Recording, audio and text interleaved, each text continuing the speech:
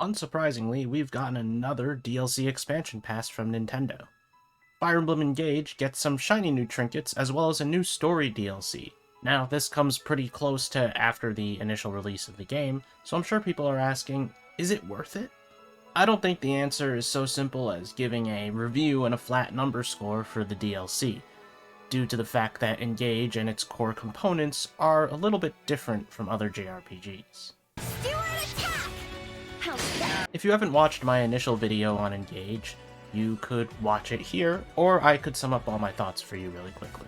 But essentially for the narrative, I found that Engage is at its best when you don't really take it too seriously. Unfortunately, that can be a bit rough for some people due to the fact that we don't really get JRPGs like this. A lot of JRPGs are all about the story and the characters, so not really getting invested in that might be difficult for some people. I do think that the cast is full of variety and colorful character designs, but I think the characters themselves tend to fall a bit flat by comparison to other characters in previous entries. They aren't incredibly complex, nor do they actually get a lot of development via supports throughout the game. I don't think they're bad, but I'd admit that I have trouble getting attached to them due to how much they all seem to have X, Y, and Z character traits that define them, that don't really go addressed or get developed that much. Now, I know I've spent most of this part ragging on the game, so it sounds like I hate it, but that's actually not true. I do like Engage a decent amount. I just find it difficult to invest myself in the characters or the narrative the way I usually do with JRPGs. But why am I talking about the narrative? Well, it's integral for you to understand my stance on this DLC. So the first 3 packs of the DLC sport brand new emblems for you to use. There are 7 of these, and the choices for characters are probably the least surprising thing you'll ever see. That said, the emblems are Tiki, Edelgard, with a free Dimitri and Claude included, Hector, Soren, Camilla, Cram with Robin, and Veronica, all fairly popular characters from their respective games. These emblems sport unique abilities much like the ones in-game. I can't be entirely sure, but it feels like they also kind of tend to break the game balance a little bit. They're genuinely fun to use, though.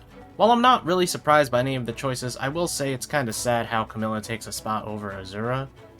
I believe there's an error with the title of Camilla's emblem being the Emblem of Revelations instead of the Emblem of Conquest. But if that's not the case, then yeah, I don't really get why she'd get the title of Emblem of Revelations. Regardless, I think the emblems as a whole offer cool and unique features that can spice up your gameplay or even make it a lot easier if that's what you're looking for.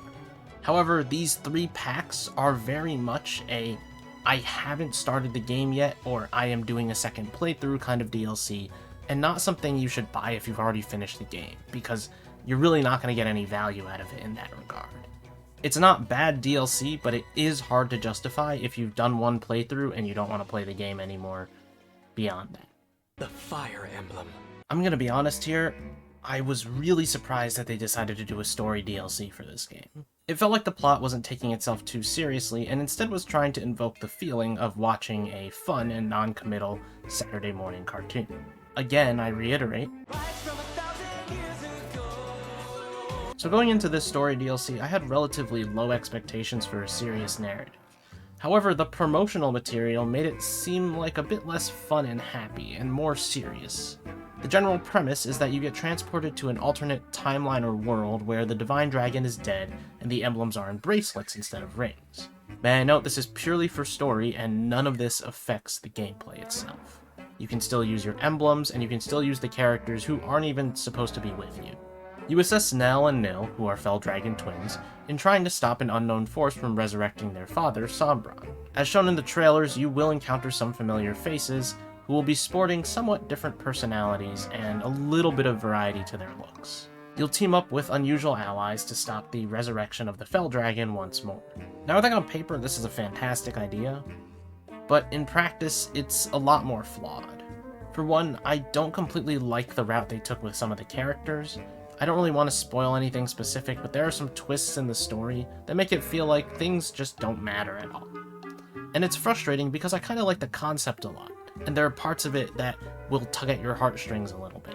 But can you really say that when you don't feel too much for the characters? But since I don't want to spoil too much here, I'll say you probably want to have the same attitude you had towards the main story here, because while the premise is interesting, the execution is a little bit lacking. The gameplay for the DLC, well, it's not great.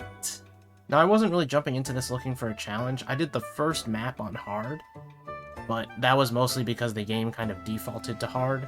Anyways, from what I've heard, the design and the choices being made to make difficulty in this DLC are questionable.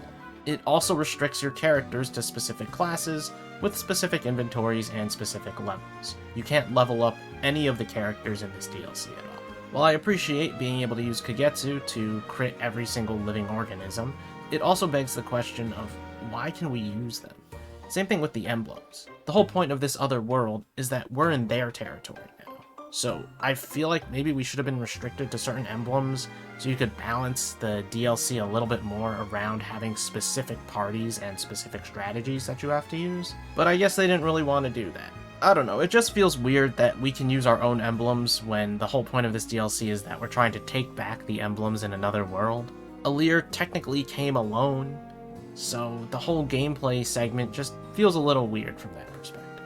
In the end, I'm not really complaining about being able to use the units that I want to, because I like to do that, but I just find it weird from a story perspective, it allows us to do this. Anyways, during combat, you also have to keep Alear, Nil, and Nell alive. This is kind of annoying at best. I felt like half the time, Nil and Nell were kind of liabilities on the field. You can't really level them up, so it becomes a game of trying to make the most of whatever you can get out of them, even though it feels like sometimes they're barely capable in combat. More Nil than Nell. I can fight, no. And I can imagine that the gameplay, especially on higher difficulties, becomes even more annoying with Mage Cannoneers. These are units that can snipe you halfway across the map. If you want me to be honest, I wasn't especially thrilled with this DLC in maps or in story. There are moments that I liked, but they wouldn't be things you would understand without finishing or nearly completing the main story itself. That's also a shame, because completing this story DLC grants you some fun and interesting things to use in the main game, and if you're done, you probably won't use them at all. In the end, I've gotta say, this DLC is kind of lacking. It's at best average, and at worst, just underwhelming. It doesn't go hard on a lot of elements that it could have committed to, and ultimately just feels like a standard JRPG type DLC package. I'd say it's a good pickup if you're still in the midst of your first playthrough, but I wouldn't recommend playing the story DLC before you nearly reach the end of the game, if you care about spoilers for the plot, I guess. To be clear, I wasn't really expecting a lot with these DLC packs. I just kinda wish the story DLC was more committed to its own story. And you might disagree with me. So what do you think of Engage's DLC? Do you think it's good? Do you like it a lot? Do you not like it at all? Let me know in the comments down below. If you enjoyed the video or found it informative, please leave a like, and subscribe to the channel for more things JRPG, Nintendo, and maybe Fire Emblem related. I'm kinda done talking about Engage overall, I don't have a lot to say, but any new titles that come out, I'll be sure to be there. So thank you for watching, and whenever the next game in the series comes out, I'll see you guys there. Or next time if you watch my other videos as well. Anyways, thank you. Goodbye.